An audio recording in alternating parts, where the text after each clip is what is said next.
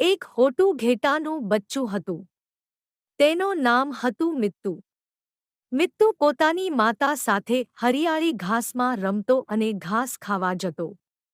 એ ખૂબ જ આનંદી અને ચંચળ હતો.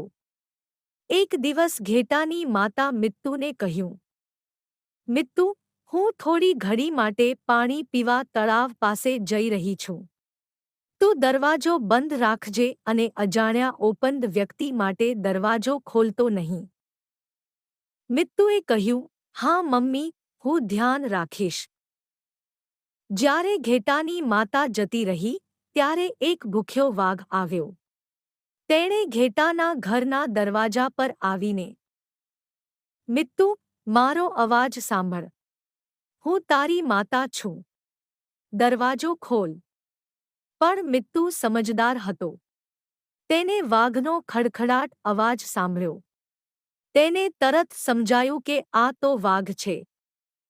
મિત્તુએ કહ્યું, મારી મમ્મીનો અવાજ નાજુક છે, તારો તો ભયાનક છે. તું વાઘ છે. હું દરવાજો નહીં ખોલું. વાઘ ગુસ્સે થઈ ગયો અને ચાલ્યો ગયો. થોડી વારમાં તેની સાચી માતા આવી અને મિત્તુએ એને બધું કહ્યું.